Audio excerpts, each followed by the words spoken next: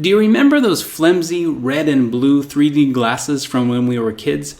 They work by causing one eye to filter out all of the blue stuff on the page and the other eye to filter out all of the red stuff on the page, tricking our brain into thinking that a fuzzy mess of red and blue lines is actually a crystal clear image.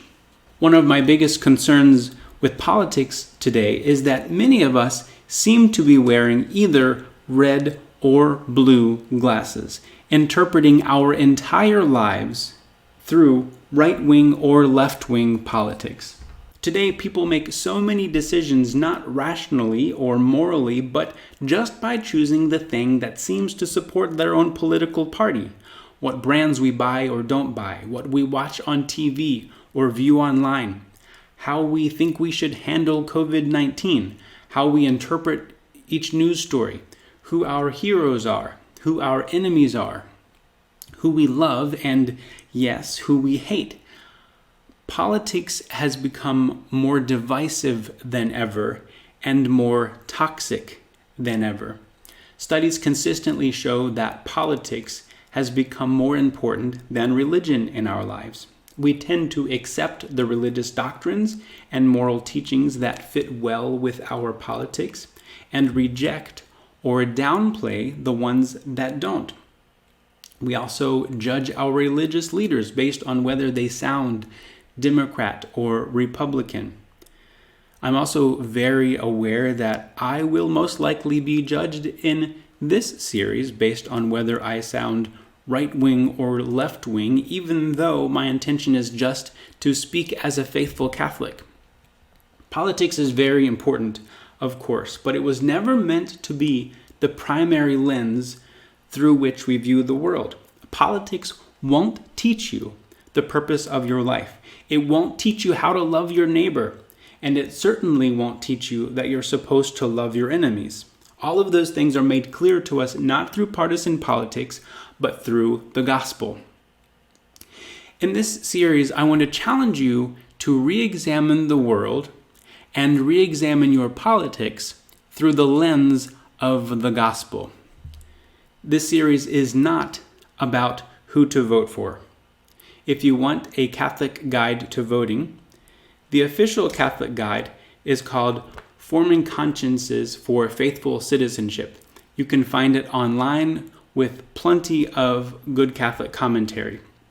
This series is instead about how Catholics and other Christians should think and act when we engage in politics. What we do in the voting booth is important, but this series will focus primarily on what we should do outside the voting booth. Before we talk about how the gospel should affect our politics, we have to briefly ask ourselves what the gospel is. Pope Benedict XVI, in his book, Jesus of Nazareth, gave my favorite explanation. He explained that during Jesus' time, the Latin and Greek word for gospel was used to describe the announcement that a new ruler or a new king was in charge. When one ruler had replaced another, he would send out messengers with the good news that he was now in charge. When Jesus began to preach, the very first message that he proclaimed in the Gospel of Mark was, "This is the time of fulfillment. The kingdom of God is at hand. Repent and believe in the gospel." Jesus, the Son of God, was proclaiming that he was coming to conquer sin and death, to lead his people into truth and charity, and to establish his Father's kingdom among us. In short, the gospel is the proclamation that Jesus is king. The message of another kingdom sounded like a big threat to the political leaders of Jesus' day, so Jesus was put to death on a cross. What no one expected, though, was that Jesus would rise from the dead. Jesus then continued to proclaim the kingdom of God to his disciples, and he ascended into heaven, promising that he would come again in glory to judge the living and the dead, and to finally, fully establish his kingdom on earth. From heaven, Jesus poured out his Holy Spirit upon the church so that we together could begin to live and proclaim this new life of the kingdom of God even now. The gospel is about both this life and the next life. The gospel is not just about the afterlife. It's not just about checking a few boxes so that we can avoid hell and squeak into heaven when we die.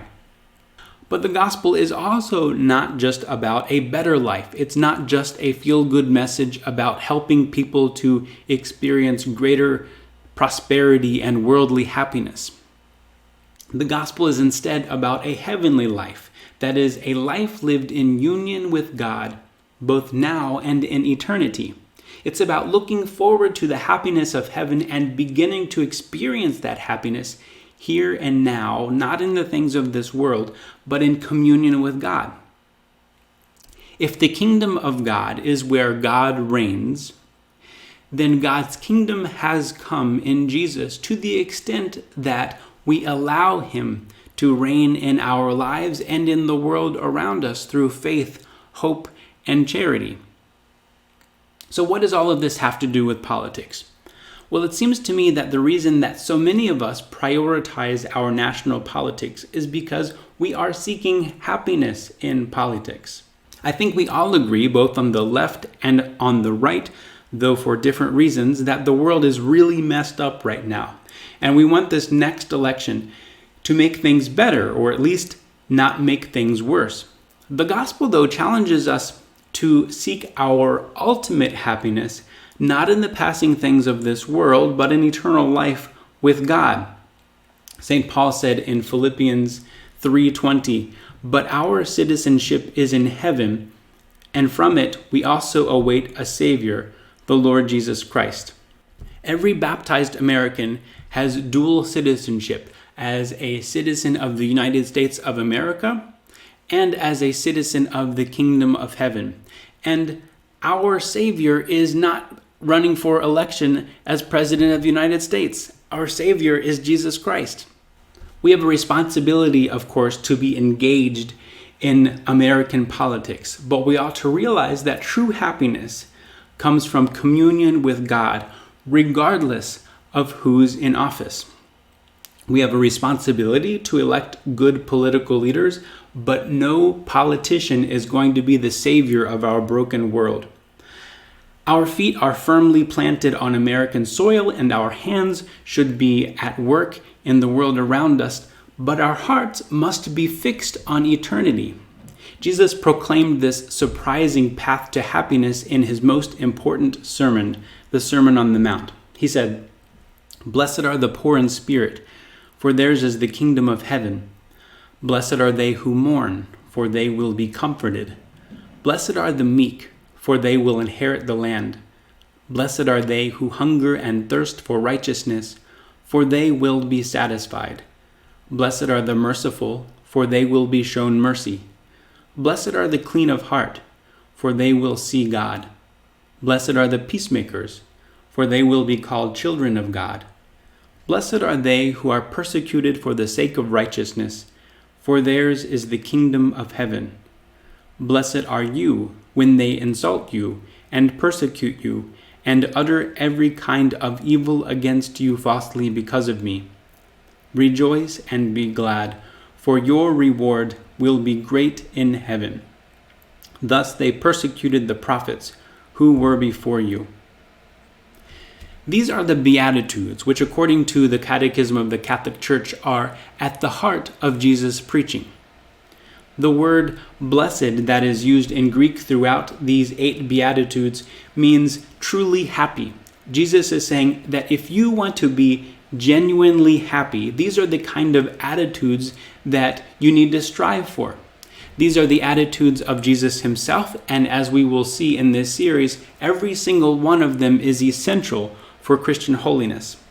We can and should live these Beatitudes regardless of who is in office, and these Beatitudes should influence the way we engage in politics, regardless of what's at stake in the upcoming election. In this series, I want to unpack these 8 Beatitudes and show how they are a remedy for our toxic American politics. In each session, I want to look at politics not through a Republican lens or a Democrat lens, but through a Catholic Christian lens. In each session, I also want to highlight a saintly Catholic in American history whom we can learn from. Today, I'd like to highlight Archbishop Fulton J. Sheen, who was best known as the host of the acclaimed ABC series Life is Worth Living. In the show, Bishop Sheen tackled important moral issues of his day, always calling his viewers to holiness. In one of his books, Bishop Sheen warned that we should not let our religion be distorted by partisan politics. He said, "Never before has the political so usurped the spiritual. It was Jesus Christ who suffered under Pontius Pilate. It was not Pontius Pilate who suffered under Jesus Christ. The grave danger today is not religion in politics, but politics in religion. Politics has become so all-possessive of life that by impertinence it thinks the only philosophy a person can hold is the right or the left. It assumes that man lives on a purely horizontal plane and can only move to the right or to the left. Had we eyes less material, we would see that there are two other directions where a man with a soul may look, the vertical directions of up or down. Hear that word up, shouted abroad, up from class hatred, up from envy, up from avarice, up from war, up beyond the margin of the world, up beyond the troubled gateways of the stars, up, up, up to God." That's exactly what I hope to do in this series. I hope to show that by lifting up our hearts to God and His kingdom, we can begin to look at our world and our politics in a new light, not with red filters or blue filters, but in the light of faith.